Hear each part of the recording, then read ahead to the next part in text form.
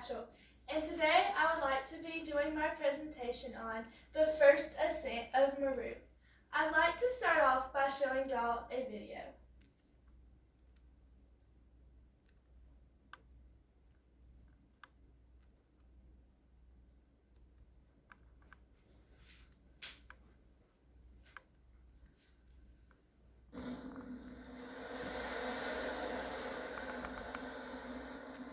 I always wondered how I was going to die, and now I know. Meru is the culmination of all I've done and all I've wanted to do is this peak in this climb. Conrad's reputation among climbers is flawless. I only go on expeditions with people that I know and that I trust. As a team, you're the sum total of all your experience. I had heard about Renan. I knew he was strong enough. When we got there and I looked up at the mountain, I didn't know what we were getting into. This is the test of the master climber. Jimmy and Conrad have climbed Everest 4 or 5 times. This is a whole different kind of climbing. 16 days up here. We lost half our food, and 90% of the mountain was still above us. The center of the universe is unattainable. Climbing with your mentors is a dangerous thing because you give them all of your trust. I gave them everything. The rewards of climbing are huge. The problem is you don't always come out okay. People die, and then you can't justify it. That is the great dilemma. The idea of not climbing was too much to imagine. I've got 2 kids, my wife's there, and I'm responsible for them. I had this premonition. I didn't want him to go. If we go for it, there's a probability that we aren't going to come back. Am I taking too many chances? Can I control the risk? Of course you can't control the risk. It was something that I had to do.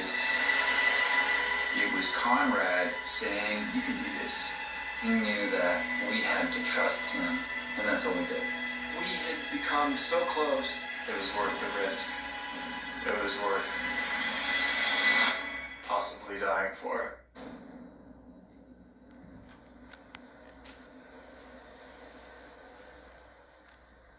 So that's just a little clip of what I'm going to be talking to y'all about today.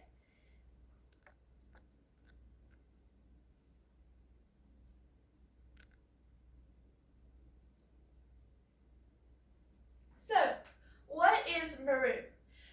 Meru is known as like the center point of the earth. Buddhist culture believed that it was located in the exact center. Though it is not the highest mountain on earth, it is one of the highest mountains. It's in the Himalayas. Meru is also known as Shark's Fin or Anti-Everest.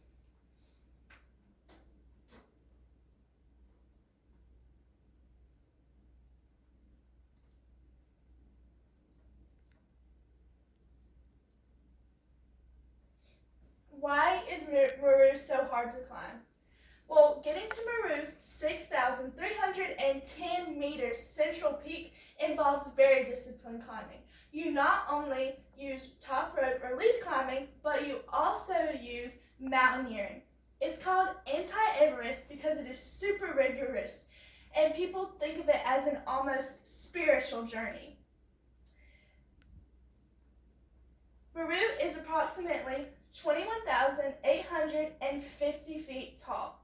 It is a smooth surface that is vertically inclined, so that makes it especially harder to climb. It is made up of a granite wall, and plus the temperatures are super cold, making that even more harder to climb.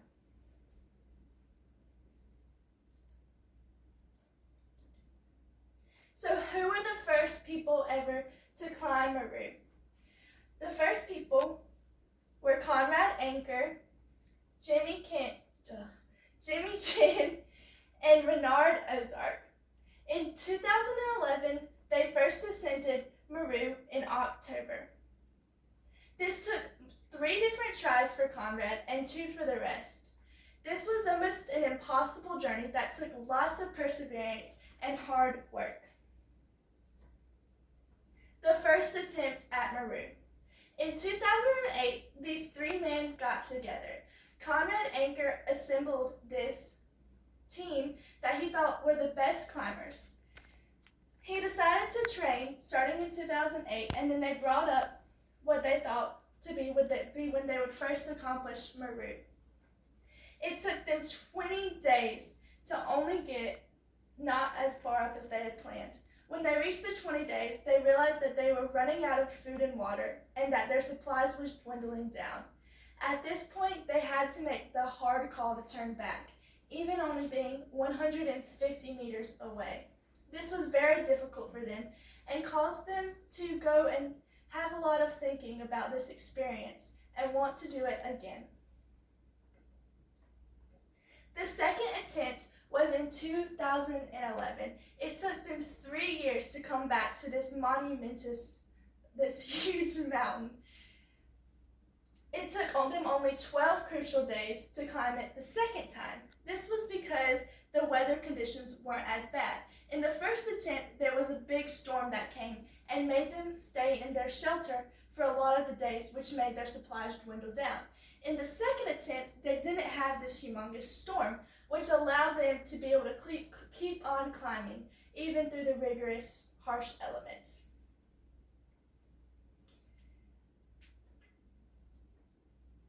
The first person in the three was Conrad Anker.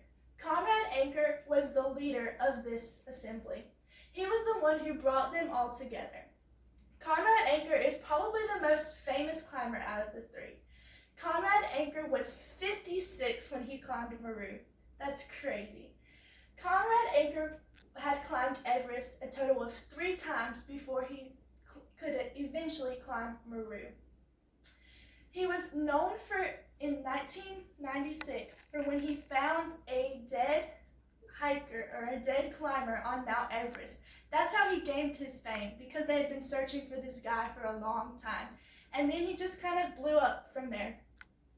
Though Conrad Anker had to experience a lot of hardships in order to reach his accomplishment of climbing Meru, his passion was set on his famous mentee. His mentor was the first person to take him along with him in the climb of Meru. Him and his best friend went up. His mentee had always talked about how he wanted to be the first person to ever climb Meru. He failed the first attempt and talked constantly about going back. Sadly, his mentee died a few weeks before he planned to go on the next journey. Conrad's best friend, who also planned to climb Meru together, also passed away climbing in a free climbing accident. This therefore sparked Conrad's journey to want to be the first person to climb Meru, not only for himself and to do something bigger than himself that would last forever, but for his 2 close best friends who died in the process of achieving their dream together. The second person in this assembly was Jimmy Chin. Jimmy Chin was a professional rock climber, but not only this, he's a great photographer and filmmaker. Jimmy Kim documented their whole series while they were climbing up this rigorous mountain. Jimmy Chin also had to face multiple obstacles though in his way before achieving this journey. After the first attempt of climbing Meru, Jimmy was out snowboarding when a huge avalanche came and almost killed him. His partners that were snowboarding with him thought that he had died, but he popped out of this huge avalanche, which doesn't normally happen. Not only did he survive, but he survived without any injuries. That's crazy. But this didn't leave him physically harmed, it did leave him emotionally harmed. Jimmy Chin was scared of death after this experience. He went and focused his life on trying to achieve his goals. Jimmy Chin took a break for a while and decided not to climb or do any physical activities for a long period in order just to focus his attention on this traumatic event that changed his life. After Jimmy decided that he needed to get back into the swing of things in the race, soon after his mother passed away. This also sent Jimmy into a little bit of depression and hurt from this. It caused him not to want to climb again. But then, when Conrad came calling, he decided to pick up his climbing gear and do it all again. He wanted to be successful and do it for his mom and for the people he had lost, as well as Conrad. The last person of the crew was Renan Ozark. Renan Ozark is a Turkish-American rock climber. He was known for his free solo attempt, and he also became a great filmmaker as well. Renan Ozark had the biggest comeback story out of all of them, though. After the first journey, there was a lot of debris falling down, so he lost feeling in his feet and his hands. He got frostbite, and it was hard for him to continue. After their first attempt of climbing Meru, they had to be wheeled in a wheelchair for a few weeks. But then they had plenty of break. Renan loved to do physical outdoor activity, so a few months after, about 5 months before they decided to take their second trip to Meru, Renan was skiing with a couple of his buddies in the Himalayas and had a horrible fall, and he broke his cerebral column and was in the hospital for a long time. He had a huge recovery ahead of him, and doctors didn't even think he would survive because he was in a coma for a really long time. After this, they told him he would never have any physical activity again. But Renan refused to believe them. He wanted to push on and show them that he could do it. So he started training. He started pushing as hard as he could and doing the best he can to get in shape for this huge climb on Meru. Though doctors strongly advised it, he went to see them after he had been fully capable of every skill he needed to be and had an amazing recovery, but the doctors still told him that he should not go on this trip.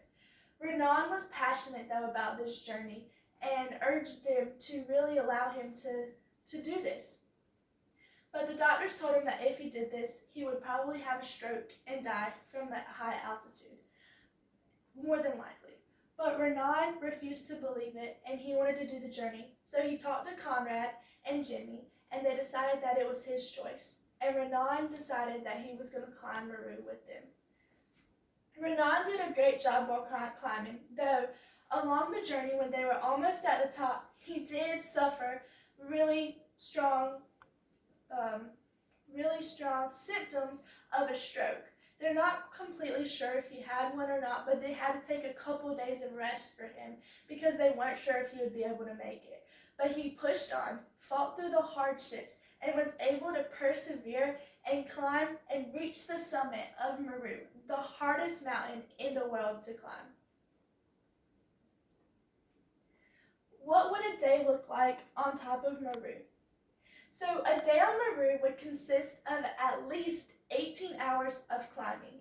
They would then stop, set up camp, which looked like this, hanging on a rock, and they would eat their little food. They didn't have much, and then they would sleep and try to get some rest. Though during this time, a lot of the storms would happen, and they would have to maintain warmth and heat in their little cocoon. But what also they would do when they would climb is you would have the lead climber who would set up the way, but then you would have the huge luggage that they would have to pull up with them, full of all the food and all the camping gear. So they would set it up and then do like a pulley system and pull up the luggage, which made it super long of a climb, but they had to in order to do this rigorous climb. So they would take turns switching off of who was the lead climber and who set up and who was the back and bringing up the rear.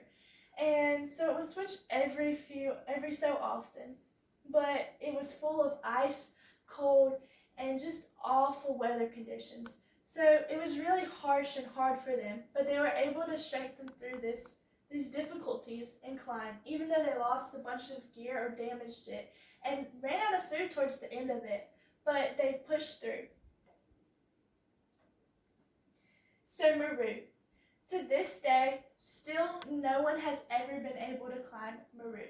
Many people have died trying, and even during the 3-year span that they hadn't climbed Meru, many people were still trying, and they were giving them calls on how they should attempt to climb this mountain.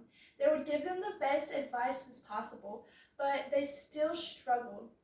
So they are still the only 3 people to have ever climbed this mountain in the entire world. That's pretty crazy. Their legacy lives on.